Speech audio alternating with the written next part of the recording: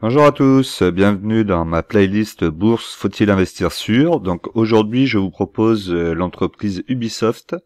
Donc Ubisoft est actuellement à 47,07 € plus 0,23%. Donc c'est une société en ce moment qui ne performe pas, au contraire, qui a plutôt tendance à aller de plus en plus bas. Donc on va essayer de regarder un petit peu les fondamentaux de l'entreprise. Alors, Ubisoft Entertainment figure parmi les leaders mondiaux du développement et de l'édition du jeu interactif destiné aux consoles, aux PC, aux smartphones et aux tablettes. Le chiffre d'affaires se répartit en distribution de jeux vidéo en Amérique du Nord 43,6%, distribution de jeux vidéo en Europe, Moyen-Orient 42,7%, édition et production de jeux vidéo 13,7%. Le chiffre d'affaires par source de revenus se vend-il entre vente de jeux vidéo en ligne 74,7%, de boîtes de jeux vidéo 21,1%, de services 4,1% et de licences 0,1%. Le nombre d'employés est de 20 324 personnes. Donc on est sur une société très importante, comme ils le disent, un des leaders mondiaux, avec une répartition géographique assez bien diversifiée. On va aller voir le reste. Alors comme toujours, on va regarder au niveau des actionnaires. Donc les actionnaires, on a la famille Guillaumeau. Alors famille Guillaumeau, on va remonter, on va regarder ici au niveau des dirigeants. Guillaumeau Yves. Voilà, donc c'est sans doute les créateurs. On voit qu'il y a un Christian aussi dans les dirigeants et dans les administrateurs. On en a plusieurs. On a Michel Jean-Yves, Gérard Jean-Louis, Christian. Oui, donc c'est la famille qui possède une bonne partie des actions. Donc ça c'est plutôt positif, 13,5%. Ensuite, on a Ubisoft SA donc, qui possède 3,98%. Est-ce qu'on a un plan pour les salariés? Malheureusement, non. Ça, ce serait le côté que j'aime bien regarder. Ok, donc ça c'est fait au niveau des chiffres et pas des chiffres, mais de la présentation de la société. Ici, on a la répartition par région.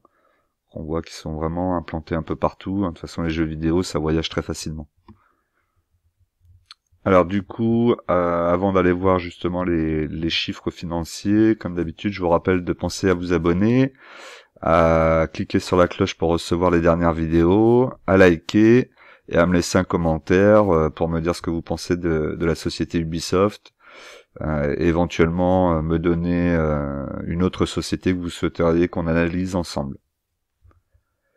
Pensez aussi que vous pouvez me rejoindre sur Instagram, Telegram et Twitter. Alors on se retrouve sur les chiffres. Donc les chiffres, on va regarder la capitalisation qui se trouve ici. Donc nous sommes à 7 milliards 994 millions.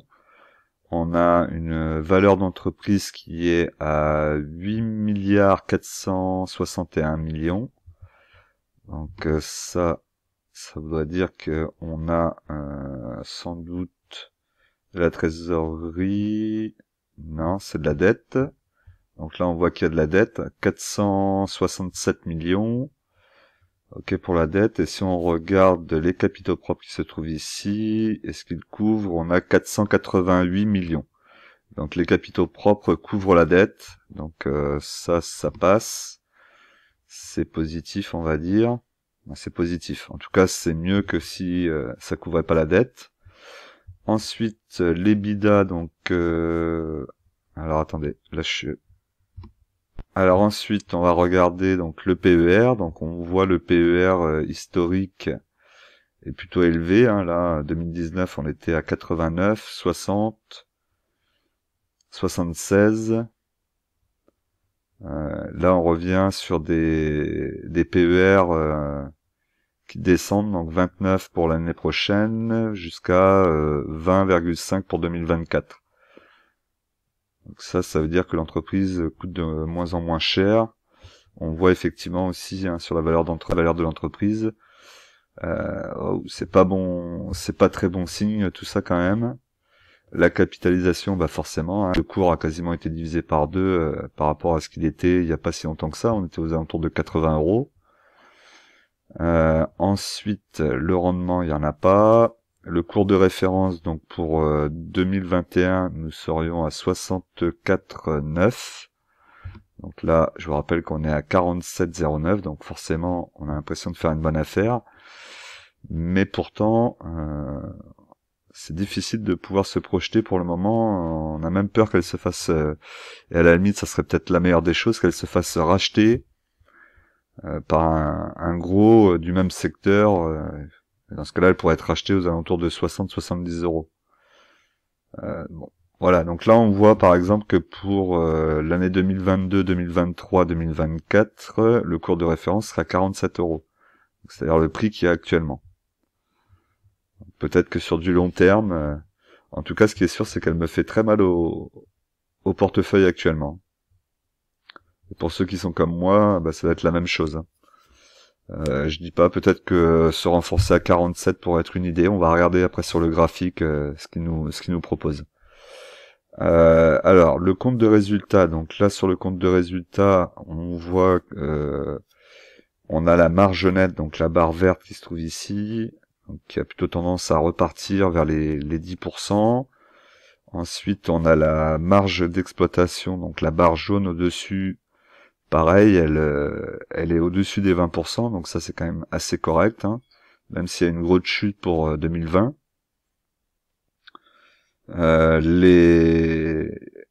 Les barres noires sont le chiffre d'affaires, donc 2019 et 2020, on voit qu'il y a une grosse cassure. Et puis là, ça a plutôt tendance à vouloir repartir vers le haut. Le résultat d'exploitation, la barre jaune, est plutôt pareil en croissance à partir de 2022. Même si c'est léger, elle monte quand même. Ça, il faut quand même le souligner. Bon, voilà, ça, par rapport à ça, c'est plutôt positif, hein. Ensuite, le chiffre d'affaires. Donc, le chiffre d'affaires pour 2021 est de 2,241 milliards. On voit qu'il a baissé avec le Covid en 2020. Alors, ce qui est surprenant, c'est de se dire que ça a baissé, que ça repart pas fort, alors que pendant le Covid, beaucoup de gens ont joué aux jeux vidéo. La problématique vraiment de cette entreprise, c'est qu'ils ne sortent pas les jeux au bon moment, le timing est pas bon, la communication est pas bonne, ils mettent pas en valeur et puis déçoivent les joueurs très régulièrement, ce qui fait que bah, vous avez plus confiance en la marque, et à chaque fois qu'il y a un nouveau jeu qui sort, bah, on se dit bah il va pas sortir de toute façon, donc on va attendre, et puis de déception en déception, quand le jeu sort, même si c'est un bon jeu, vous avez tellement été déçus qu'au final vous n'y voyez que du négatif, hein. Ça c'est sûr que ça doit se ressentir. Ils ont de très bonnes licences, hein. Ils ont plusieurs jeux AAA, et pour qu'ils restent AAA, il va falloir qu'ils arrêtent de faire n'importe quoi, parce que sinon tous leurs jeux vont baisser en note. Donc on était à l'EBITDA, parce que là je me suis un petit peu perdu. Donc l'EBITDA, donc la cassure 2019 entre 2019 et 2020. Et ensuite ça a plutôt tendance à repartir, hein. Donc vous voyez que pour les années à venir, pour le moment c'est plutôt positif, on aura une croissance, mais on ne reviendrait pas au niveau d'avant Covid. C'est ça qui peut poser problème. Les marges nettes, donc avant Covid, on était à 24,2, après on est passé à 2,23, forcément ça fait mal. Et là on est en train de repartir, 21, 19, 19, 21. On reviendrait dans les standards un peu plus habituels. On va regarder la marge nette, donc la marge nette 2019 était de 5,41% avant Covid. Ensuite, on a eu marge nette négative, moins 8,19%. Là, forcément, c'est pas bon. Et ensuite, la marge qui commence à remonter, 4,60 pour cette année, 8,81. Et ensuite, on part sur du 9,11, 9,95. Donc là, on serait sur des marges plutôt très correctes, qui seraient même meilleures qu'avant Covid. Ça serait plutôt positif. Le BNA, donc bénéfice net par action, 0,89 avant Covid, ensuite passé négatif. Là, pour 2021, on revient à 0,85, et ensuite on aura une belle augmentation du BNA.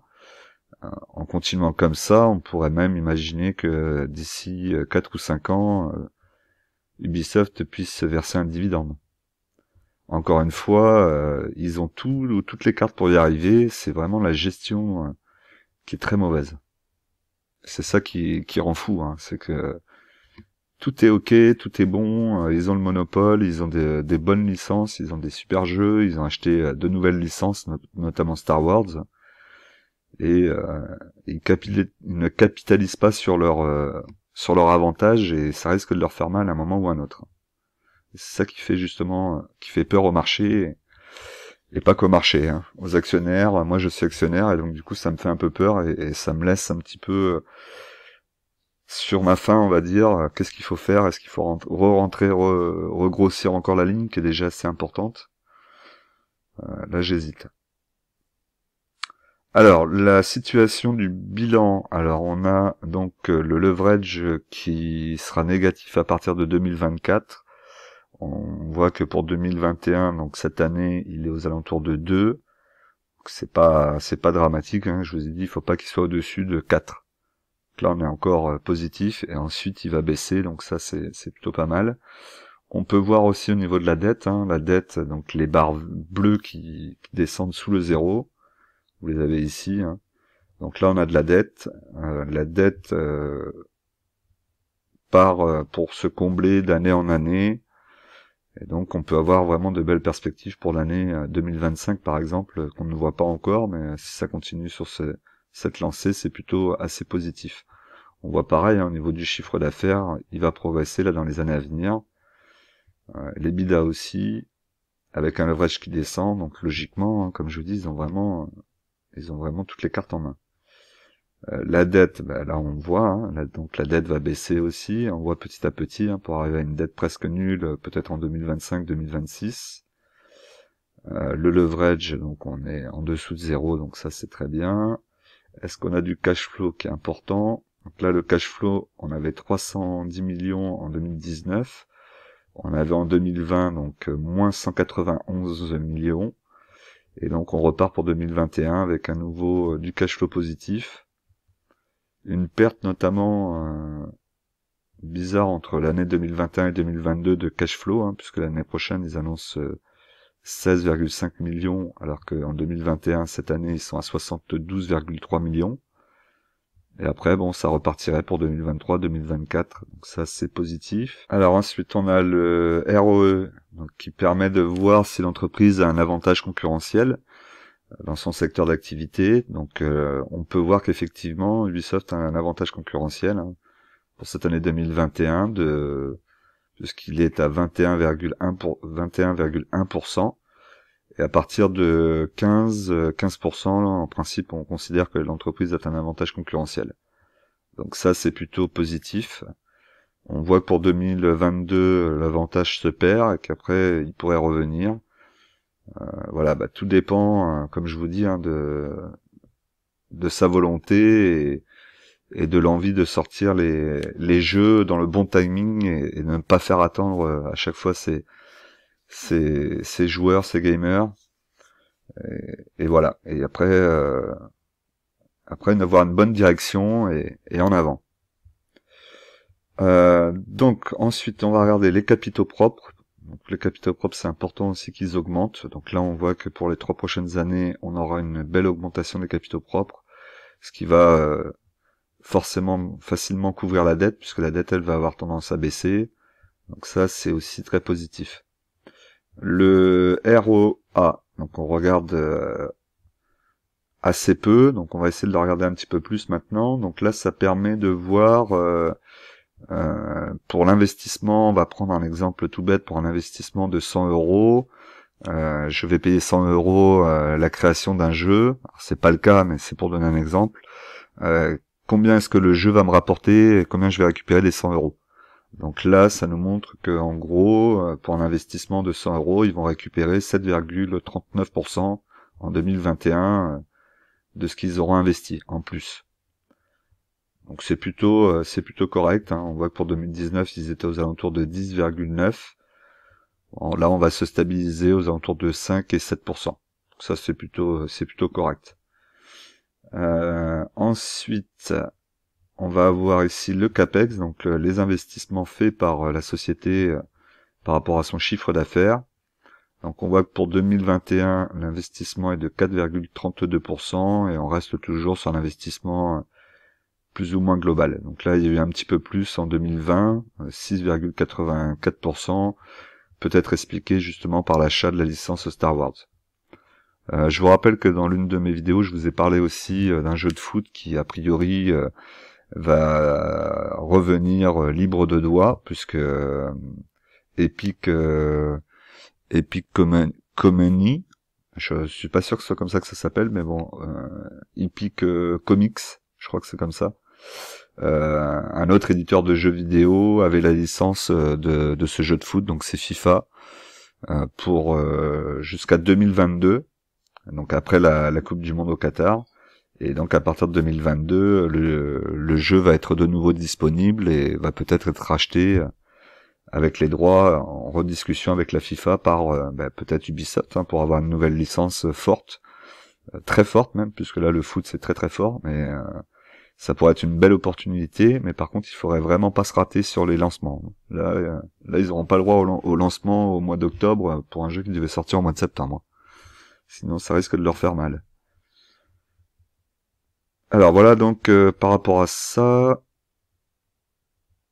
on va regarder les tableaux ici avec l'EBITDA. Donc l'EBITDA moyen est de 6,6. Donc là pour 2021, on voit qu'on est légèrement au-dessus, et après les autres années, on sera en dessous. Donc l'EBITDA, c'est pas top. Le PER, donc là le PER pour 2021, donc 76,33. C'est assez cher, hein, c'est très cher même. Surtout que l'EBITDA moyen est à 38,6. Donc on est presque 2 fois au-dessus. Donc là c'est peut-être effectivement un peu cher de l'acheter maintenant, malgré le cours qui est très bas. Donc les dividendes, il y en a pas. Donc là, le flottant. Il l'a. Ok, on va aller voir maintenant le graphique. Pensez toujours à vous abonner, hein, et puis à liker, à mettre des commentaires, c'est important. Alors on se retrouve sur le graphique donc journalier de Ubisoft. Donc là on peut voir en vert donc le support qui se trouve à 43,54. Donc là ça a été touché. C'est remonté, on est revenu au niveau de la moyenne mobile à 20 jours, là vous la voyez en bleu, hein, dessus actuellement. Donc est-ce qu'elle va passer au-dessus? Il est fort possible hein, qu'elle passe dessus, qu'elle aille toucher ici les 47,91, au moins pour les tester. On voit que pour le moment elle a pas trop testé cette partie-là, cette résistance, pardon. Donc je la vois bien les tester ici, redescendre peut-être un petit peu, revenir progressivement, peut-être retester encore une fois les 43,54 et ensuite venir tester la résistance pour essayer cette fois-ci de la transpercer et d'aller chercher une nouvelle résistance qui se trouvera à 53,06. Bon, là vous voyez ici hein, la tendance, la ligne bleu clair ici hein, qui descend, donc là on est vraiment sur une tendance baissière. On pourra dire que l'action Ubisoft se retourne et commence à reprendre une tendance haussière à partir du moment où elle aura passé cette ligne bleu clair que vous voyez ici là. On la voit mieux là. J'espère que vous la voyez bien là. Donc là elle descend ici, on voit qu'elle est là. Donc il faudra effectivement hein, qu'on vienne déjà passer cette première résistance à 47,91. Et après quand on va commencer à venir ici, donc on sera peut-être quelque part par là, donc la ligne bleue continuera à descendre, et donc il faudra qu'elle vienne casser cette ligne bleue et passer au-dessus de cette résistance à 53,06. On pourra dire que ça y est, elle est repartie en tendance haussière. Pour le moment, on ne peut que constater les dégâts hein, et se demander où rentrer sur le dossier. Alors je vais peut-être quand même en reprendre là à 43,54. Parce que je trouve que les fondamentaux sont quand même plus que positifs. Et il pourrait y avoir un rachat d'actions ou un rachat de la société, pardon, pas d'action, un rachat de la société qui pourrait peut-être la faire monter aux alentours de 70 ou 65. Et actuellement, moi, j'ai un PRU aux alentours de 65. Donc, il faut que je fasse baisser encore mon PRU pour que ça soit vraiment intéressant. Et puis, l'idéal, ça serait de reprendre suffisamment pour pouvoir être sous cette résistance en PRU, donc en dessous des 53,06, ce qui me permettrait après de revendre plus rapidement. Parce que vous comprenez bien que là, il va y avoir, avant d'arriver à mon PRU, au moins encore 2 ou 3 résistances à passer. Donc ça va pas se faire du jour au lendemain, malheureusement. Moi, j'espérais pour le mois de décembre. Après, je pense que beaucoup de gens ne la voyaient pas descendre aussi vite et aussi bas. Voilà. Alors, on va regarder quand même sur long terme pour voir un petit peu ce que ça donne. Après, sachant qu'elle peut encore aller plus bas que ces fameux 43,54. Tout est possible. Donc là, vous voyez, hein, effectivement, elle a fait une super belle montée, vraiment magnifique. Donc on la voit ici, hein, donc ça a commencé en 2011. Et donc on est monté jusqu'à un pic là ici à 95,20 €, ce qui était déjà très très bien, hein, là, la super belle plus-value. Donc on était en 2018. Ensuite ça a rechuté. On a rechuté. Là, on était pas mal aux alentours de 80 €. Ensuite, on a eu le Covid. Et depuis le Covid, on est en chute libre. Elle a beaucoup de mal à se reprendre. Alors là, on pourrait aussi avoir une autre résistance au niveau des 40,02 €, non, 40,20 €, pardon. Bon, j'espère que ça va pas descendre aussi bas quand même, parce que là, ça commence vraiment à faire peur. Après, sur du très long terme, voilà, on voit qu'il y en a d'autres, hein. On a ici, au niveau des 35 aussi. Bon, c'est difficile, vraiment difficile de se positionner. Si vous êtes rentré aux alentours de 55 € et que vous êtes rentré en petites actions, c'est-à-dire une petite ligne au départ, 5-6 actions, et que vous avez encore de quoi en reprendre 5-6 ou une dizaine, ça peut être intéressant effectivement là d'en reprendre, mais on a l'air d'être sur un support assez important. Au pire des cas, si elle redescend encore, on voit, hein, sur du long terme qu'on devrait avoir quelque chose, petite résistance ici au niveau des 40 €. Après, bon, elle va pas faire que descendre non plus, hein, c'est une belle société qui est mal gérée, donc une fois que les jeux vont commencer à ressortir, qu'on va voir Star Wars, la licence qui va sortir, ça peut être intéressant. Et puis comme je vous dis, là elle est aussi dans une situation où elle peut se faire racheter, hein. Donc si elle se faisait racheter, on pourrait faire aussi une belle plus-value, hein. Donc voilà. Alors après, c'est pas un conseil d'achat, hein, je suis pas un conseiller financier, je vous donne juste mon avis. Moi, si j'étais rentré dessus aux alentours de 55, si je suis rentré sur une petite ligne aux alentours de 500 € maximum, peut-être en reprendre une deuxième ligne pour arriver à 1000 € aux alentours de 47 € comme on est aujourd'hui, ça me paraît pas être complètement déconnant. Et puis après, vous avez votre ligne Ubisoft, vous avez 1000 € d'investi, vous attendez, et je pense que ça devrait remonter dans les 6 mois qui viennent, j'espère. Voilà la situation. Sur du long terme, je pense qu'elle est intéressante. Dites-moi ce que vous en pensez dans les commentaires, hein, par rapport à ce qu'on a vu, les chiffres. Là, vite fait, si on regarde un peu ce qui se dit. Alors là, on a une petite info zone bourse, donc Ubisoft Entertainment sous pression, Berenberg dégrade. Donc en repli en début de séance, le titre Ubisoft grappille désormais 0,11% à 47,01 €. Berenberg a abaissé sa recommandation d'achat à conserver.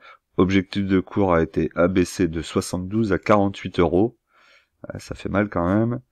Suite aux résultats du premier semestre, nous avons réévalué nos prévisions sur Ubisoft Entertainment et revu notre modélisation de la recherche et du développement. ce qui nous a rendu moins optimistes quant au potentiel de génération de cash de la société à moyen terme. Ouais, c'est pas super. Ce dernier n'a pas changé d'avis sur les opportunités que les nouvelles franchises, les jeux free-to-play, les Assassin's Creed Infinity représentaient, mais après une autre série de résultats comprenant des retards de jeux, donc ça c'est ce que je vous disais tout à l'heure, et une révision à la baisse des prévisions, il est devenu moins confiant quant à la capacité d'Ubisoft à exécuter. Et voilà, donc ça c'est effectivement le problème de Ubisoft, hein. Leur gros problème, cette incapacité à être dans le bon timing, à sortir les jeux dans les temps, et malheureusement ça fait mal au titre. Bon voilà, donc là vous voyez, eux ils sont sur 47€, donc là 47€, on va être obligé d'attendre pour ceux qui sont au-dessus, hein, s'ils ont raison. Donc je vous rappelle toujours qu'en bourse, les impatients payent pour les patients. On se retrouve la semaine prochaine. N'hésitez pas à me proposer une nouvelle analyse d'action. À très vite.